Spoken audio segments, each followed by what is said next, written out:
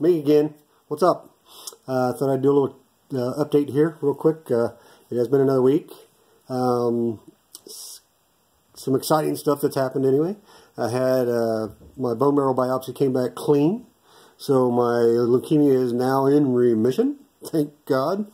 And I can move on to transplant. So they're moving me right on into transplant. They didn't waste any time, not holding anything back. They're rushing me right in. I go in actually next week for my transplant. So I'll be admitted again on Tuesday and moving right on forward. I'll do 4 days of chemo and then 3 days of rest. And then I'll have my new birthday on October 31st, as it stands right now. Could be November 1st, depends on whether it's a 1 or 2 day collection, but they're planning on a 1 day collection, which means October 31st will be my rebirth day. So I get to have another birthday since I'm getting all new blood and basically going to be all brand new on the inside. This quick oil change, I guess, is what you want to call it. You're going to drain it all out and kill it all off and give me a bunch of new. So I'm really pretty excited. Some of the things about my donor that I do know, I don't know a lot. I'm not allowed to know a lot. He's a 34-year-old male from Germany. So I'll be getting his stem cells from Germany. They're going to collect them on the 30th, and then hopefully the 31st or by the 1st I will be getting them injected into me. Part of what this does is he has to go through 4 days of injections to increase his growth. I think we've talked about this before, but it increases his growth and of stem cells. Hopefully they can get it all collected in 1 day. They fly it over and give it to me on the 31st, hopefully. It's about a 3 hour process to give me his stem cells. It's intravenously. It's, like I said, it's no pain, no shots, no any injections or anything like that. It's just going to be intravenously. So just a quick thing on one of the first things they have to do when I get back into the hospital when they admit me, they'll do a Hickman catheter, and what that is it's a port basically like I had, similar to what I had before. But that port will have four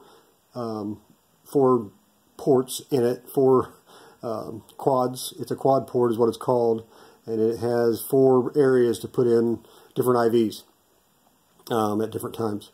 So if they need to give me antibiotics, they can give me antibiotics. At the same time, they're giving me fluids, because they'll be giving me fluids constantly to help with the chemo and things like that. So. But that's the first thing they'll have to do when I get there, and that surgery's already scheduled for Tuesday at 11:15. So I'm kind of, like I said, I'm excited to get this thing started so I can get into recovery. But I've also got some anxieties about it as well, because again, I know the side effects and things of chemo and what they can do to you and this and that, and this is a totally different type of chemo. It's a little more radical. It's more, and I shouldn't say radical, it's more focused toward killing off the bone marrow. So once they kill off the bone marrow, from that point, I won't have any immune system basically until I start growing new cells. So what they'll do is they'll be constantly giving me antibiotics, keeping me focused in that way, and then fluids naturally. We'll have to have blood transfusions and the platelets transfusions as well. So again, about my donor, I got a little sidetracked there, but he's a 34-year-old male from Germany. We're doing this. This is called a peripheral bone marrow transplant, which is the stem cells. I'm doing it intravenously. I'm excited to do it. Like I said, I won't be able to have contact with him for 2 years. In the United States, it's a year, but in Germany, the regulations are the donors are not allowed to have contact for 2 years. I did find out that there's a lot of donors in Germany, so maybe I have some relation over there. Who knows?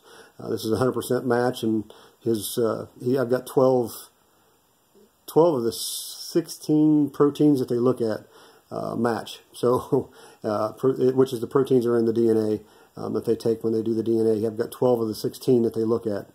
So he's 100% match, and plus he's got the 2 extra proteins, which gives me a little better chance of not having any what they call host disease, which is a rejection, basically, when my body starts trying to reject what he's trying to give me. So hopefully that won't happen, and we will work through that. And they'll be giving me plenty of medications and plenty of shots to work with that.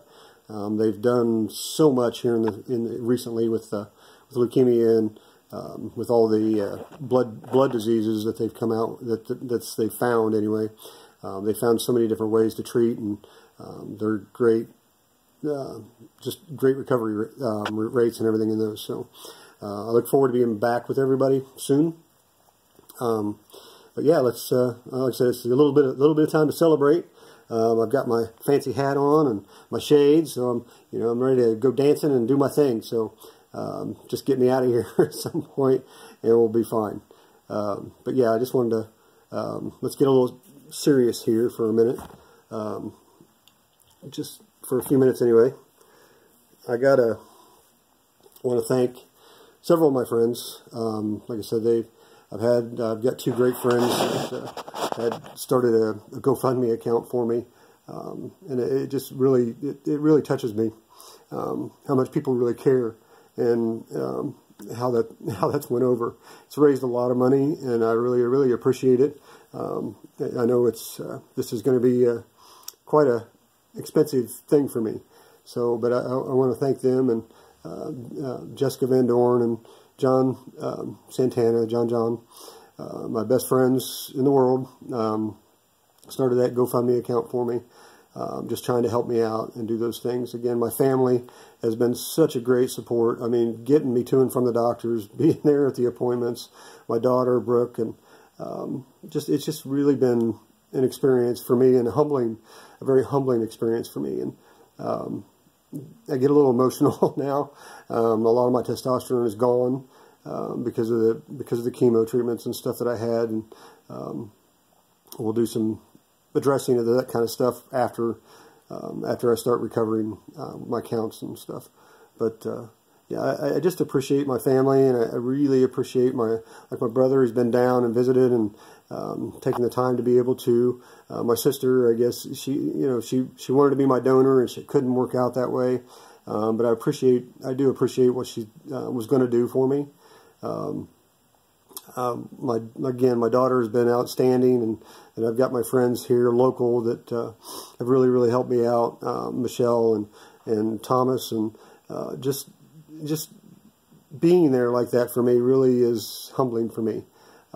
It's been quite an experience, and I know they're going to continue to be there for me, and I just want to thank them and thank everybody for all the support. Because all the messages I get and everything on Facebook that I see, and when I post an update or something, everybody's there for me. So I just want to say thanks and let everybody know how much I love them, and I appreciate it. And hopefully I'm looking forward to soon being able to be with everybody.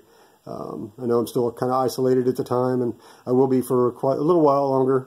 But I look forward to getting back into my job and into work, and seeing all my friends, being able to hang out, and maybe even drink a beer or something. I haven't had any alcohol in so long. I may not even want one, but regardless, I still want to be able to hang out with everybody, and I just want to make sure that everybody understands how much I love them and how much I appreciate everything they've done for me. So just take care, and God bless, and peace.